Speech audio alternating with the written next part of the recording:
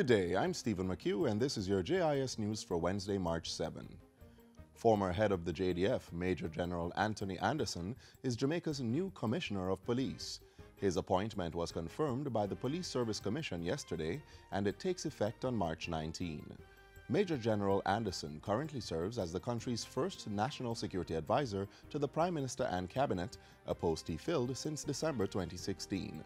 Prior to that, he was Chief of Defense Staff of the Jamaica Defence Force. Major General Anderson has been educated at the UK's Royal Military Academy, the Canadian Forces Staff School, and the Canadian Land Forces Staff College, as well as the International Officer Studies Division of the U.S. Army Command and General Staff College, and at the Harvard Kennedy School of Management.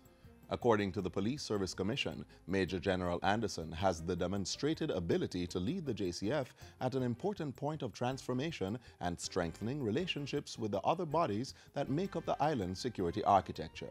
As Police Commissioner, he will be responsible for enhancing the public security services in the country, improving public order, reducing corruption, and improving management and accountability within the force.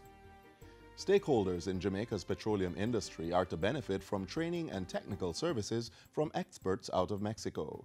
This is being facilitated under a Memorandum of Understanding between the Petroleum Corporation of Jamaica and the Mexican Petroleum Institute. It was signed Tuesday as part of the working visit of Mexico's Foreign Secretary, Dr. Luis Vidaguray Caso. During a press conference at Jamaica House, Dr. Vidaguray said the agreement would facilitate the transfer of state-of-the-art technologies and knowledge in refining to make Jamaica's energy supply more flexible.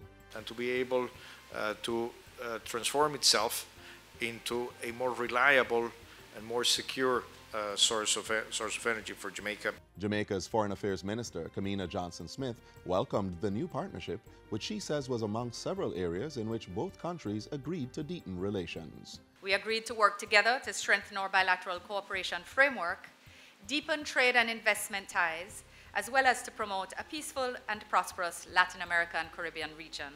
Minister Johnson-Smith and Secretary Vidaguray also held discussions on bilateral cooperation projects in agriculture, education, technology, and culture.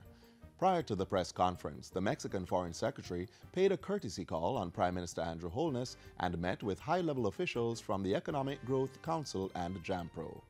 The Jamaica Business Development Corporation, JBDC, will be establishing 5 small business development centers in the new financial year.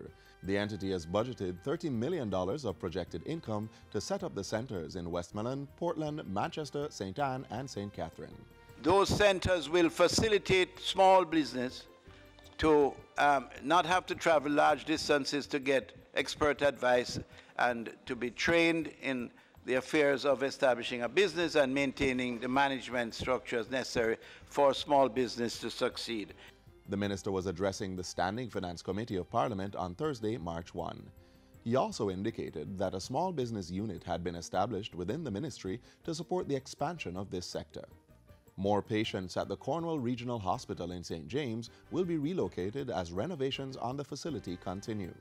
Health Minister Dr. Christopher Tufton announced in a press conference at Jamaica House yesterday that over the next month, alternative locations will be sought for the roughly 150 patients still being treated in the main building. They are in addition to 145 beds accommodated on the exterior of the 470-bed facility. Dr. Tufton says the move is necessary as the hospital's initial ventilation issue has morphed into a crisis of multiple problems. Where what was initially a ventilation system has morphed into mold cleaning, chimney stock and broiler removal, sewage issues, and leaking roofs to be repaired and so on. Cornwall Regional is currently undergoing $2 billion in renovations, and due to the expanded scope of work, Dr. Tufton says the completion date has been extended from April to about November. In the meantime, he says services continue to be offered at nearby healthcare facilities. A lot of the services are still being provided, even in an inconvenience environment. So while we have a crisis with the building, we don't have a catastrophe in terms of the services that are offered. And finally, some of the nation's celebrated artists will come together for a free concert to mark International Women's Day on Thursday. The 3-hour event begins at 6 p.m. inside the National Indoor Sports Center. It is being organized by the Ministry of Culture, Gender, Entertainment and Sport in collaboration with the AIDS Healthcare Foundation. Senior advisor to the Minister of Culture, Gender, Entertainment and Sport, Lenford Salmon, says the concert is just one of many activities to highlight Women's Day. All are intended to have women's voices be heard so that issues affecting them can be addressed. Tomorrow's concert will be preceded by a symposium at the same venue starting at 10 a.m. It will be held under the theme Empowering Women and Girls in Science, Technology and Business. And that's it for JIS News Today. I'm Stephen McHugh. Thanks for watching.